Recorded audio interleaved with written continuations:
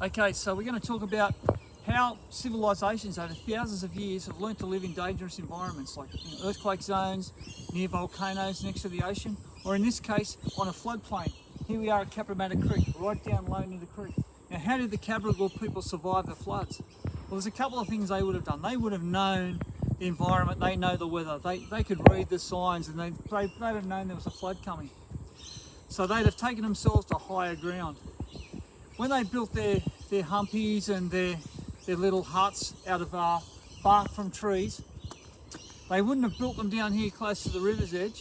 They'd have built them up higher and higher ground. And you can see the hills up there? They'd have built their shacks up there, not down here. So when the flood came, they'd have been up high, nice and safe. We'll go and have a look up how high we can get up there in a minute.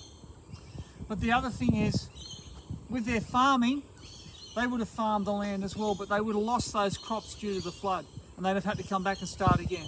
So that's part of life's cycle, and they'd have been used to that. But they'd have kept themselves safe by building up high. So we put our houses on stilts and we put our school up high.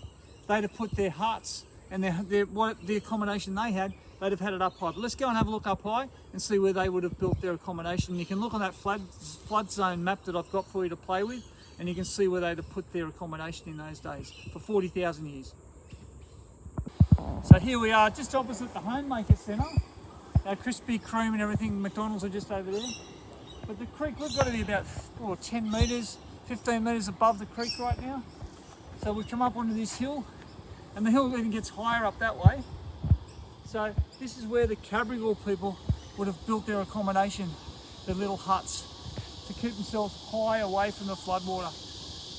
And as I said, they would have known when the floods were coming. They could read the signs of nature. So there you go, how to survive in a flood zone for 40,000 years.